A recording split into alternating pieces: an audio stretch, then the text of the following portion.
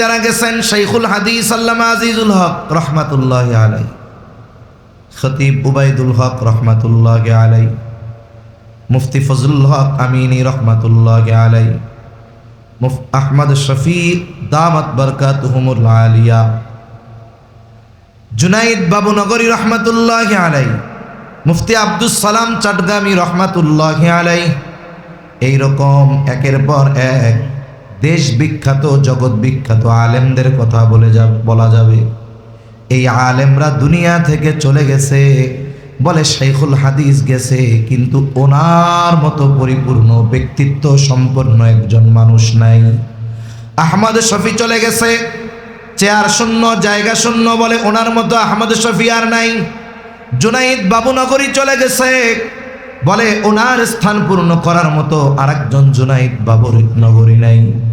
জুনাইদ বাবুনগরীর ইলমি বুঝ, আহমদ শফি রহমাতুল্লাহি আলাইহির ইলমি বুঝ, শাইখুল হাদিস রহমাতুল্লাহি আলাইহির ইলমি বুঝ যতটা, বলে এখনকার সময়ে ওনাদের মতো বুঝওয়ালা আলেম আছে নাকি?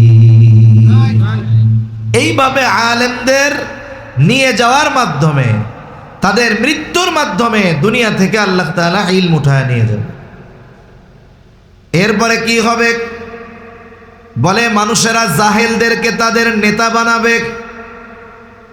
যে কোনো প্রয়োজনে মাসলা মাসাইল ওই জাহেল মূর্খদের কাছে জিজ্ঞাসা করবে, ওই জাহেল ফতোয়া দিবে, ওই ফতোয়ার অনুসরণ করবে যারা, তারাও পথভ্রষ্ট হবে, আর ওই জাহেল নিজেও পথভ্রষ্ট হবে।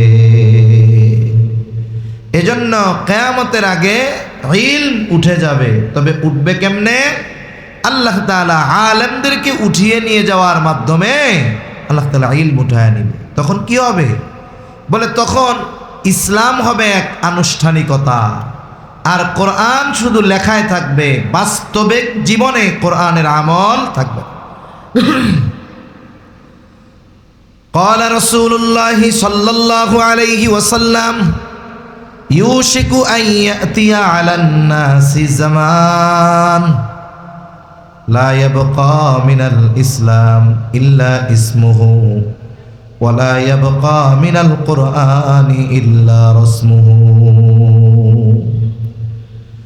অচিরে এমন এক সময় আসবে যখন ইসলাম নামে মাত্র থাকবে, ইসলাম শুধু নামে থাকবে, নির্দিষ্ট কিছু কাজকর্মের মধ্যে ইসলাম থাকবে, বাকি কোথাও ইসলাম থাকবে না।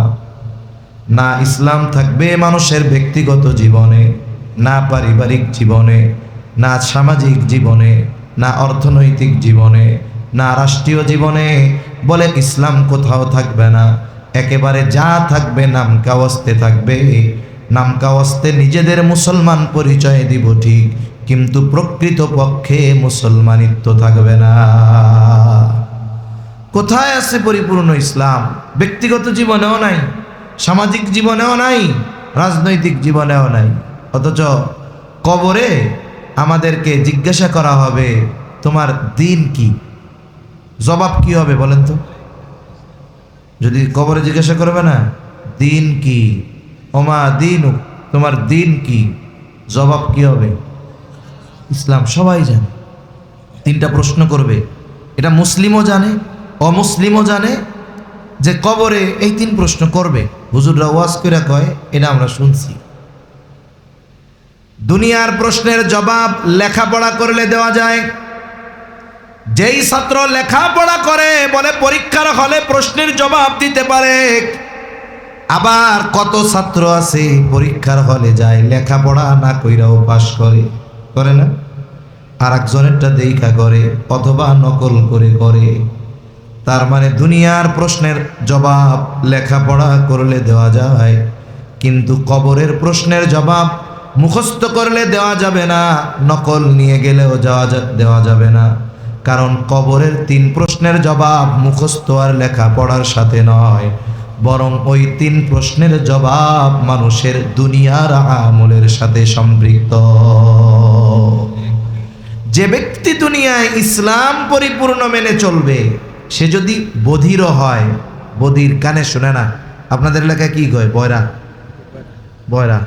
এ যদি বয়রাও হয়, জীবনে কোনোদিন কানে শুনে নাই যে কবরে এই 3 প্রশ্ন করা হবে, কিন্তু ইশারা ইঙ্গিত দিয়া ওরে বোঝানো হয়েছে ইসলাম মতো চলতে হবে। ও এখন ইসলাম মতো চলে, পরিপূর্ণ জীবনে চেষ্টা করে ইসলাম মেনে চলার।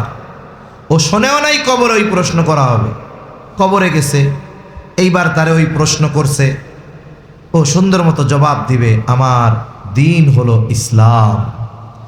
কিন্তু যারা ইসলাম মানে নাই, ইসলামের বিরুদ্ধে আচরণ করেছে, ইসলামকে একটা আনুষ্ঠানিকতায় রূপান্তর করেছে, এই মানুষগুলো নকল নিয়ে গেলেও কবরে জবাব দিতে পারবে না। এজন্য মনে রাখতে হবে, কবরের জবাব এটা হলো আলমে বরজখে আমার অবস্থা কি হবে, এই প্রশ্নের উত্তরের উপরে নির্ভর করতেছে।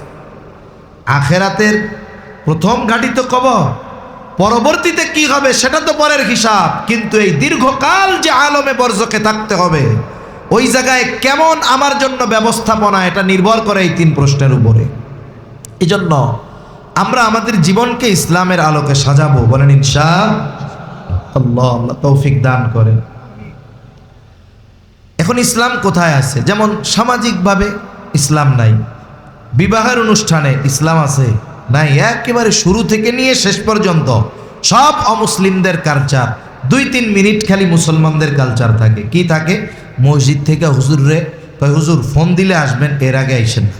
কেন? ও পরিবেশ আপনার না হুজুর। এরপরে হুজুর রে কোনো মতে 2 মিনিটের জন্য ডাক দিয়া কয়েক সেকেন্ডের মধ্যে ইজাব কবুল কমপ্লিট। বিবাহ পড়াইতে কি 5 ঘন্টা লাগে নাকি? 2 মিনিটে খতম। 2 মিনিট পরে হুজুর কয়, আপনি হুজুর রে কয়, আপনি যান গা, এই পরিবেশ আপনার না হুজুর, চলে যান চলে যান। তার মানে গোটা বিবাহ অনুষ্ঠানের মধ্যে ওই 2 মিনিট আছে মোটামুটি ইসলামের আলোকে করে। ওইটাও যদি হুজুর ছাড়া চালানো যাইতো, চালানো শুরু করে দিত। তাহলে ইসলাম পরিপূর্ণভাবে আমাদের অনুসরণ করতে হবে, ব্যক্তি থেকে রাষ্ট্র পর্যন্ত সব জায়গায় ইসলাম আমাদের দরকার।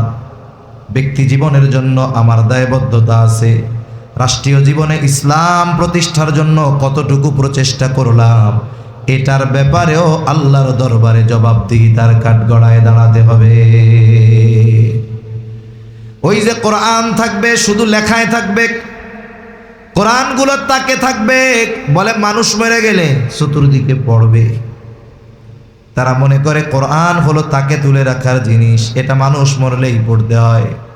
কিন্তু আল্লাহ তাআলা কোরআনুল কারীমকে মুমিনদের জন্য গাইড বানায়ছেন, পথপ্রদর্শক হিসাবে আল্লাহ তাআলা দিয়েছেন। আর কোরআনুল কারীম আর সুন্নাহ হলো ঈমানদারদের মূল সংবিধান।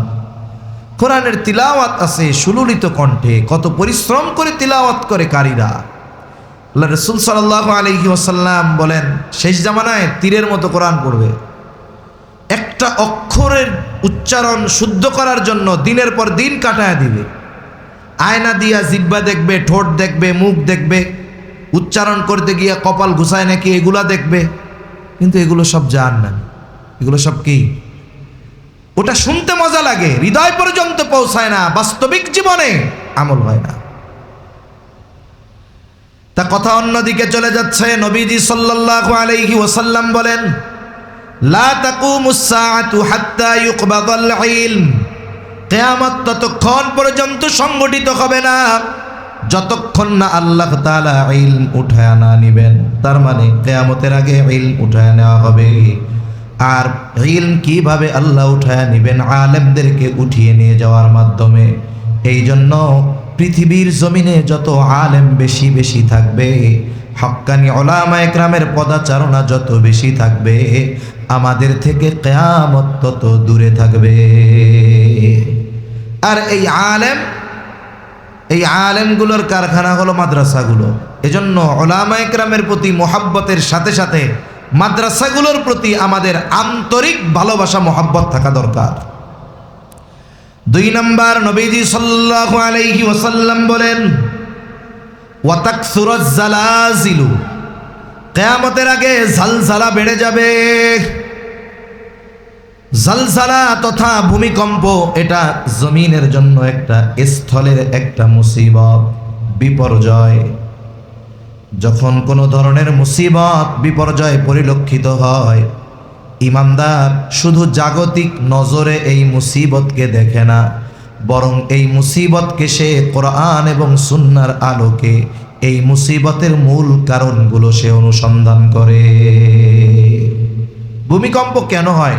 ভূতাত্ত্বিক যারা, এরা বলে আমরা তো পৃথিবীর উপরিভাগে বসবাস করি, পৃথিবীর উপরিভাগে আমরা বসবাস করি, পৃথিবীর ভেতর দিকে অনেক কিছু আছে, আগুন, পানি, বিভিন্ন খনি, অনেক কিছু আছে।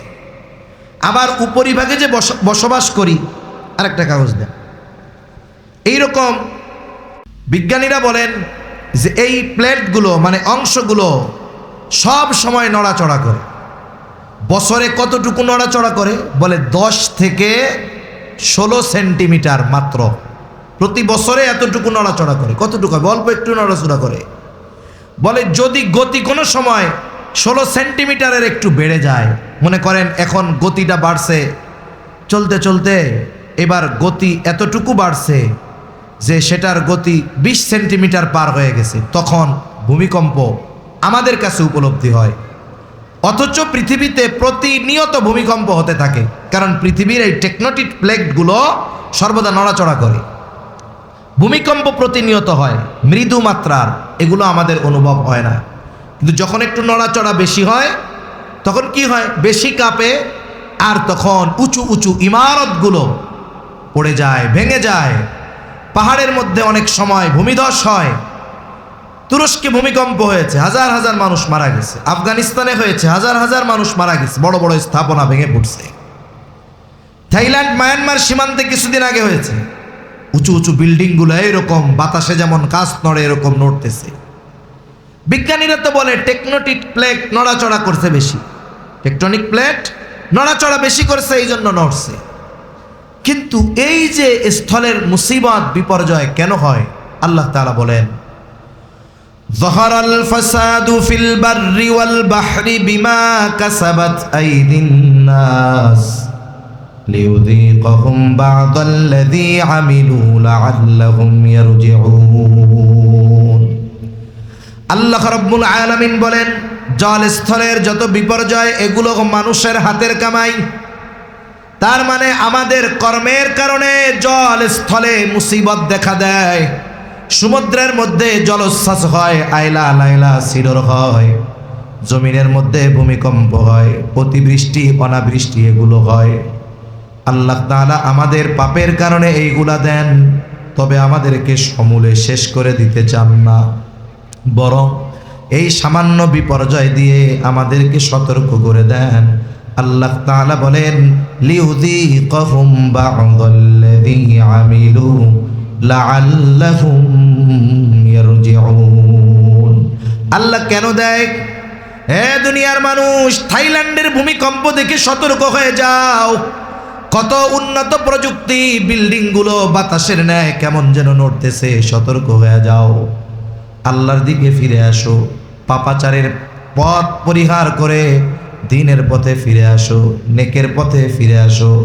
মূলত আল্লাহ আমাদের পাপাচার যখন একটু বেড়ে যায়, এই ধরনের মুসিবত দিয়ে, বিপর্যয় দিয়ে আল্লাহ আমাদের সতর্ক করে দেয়।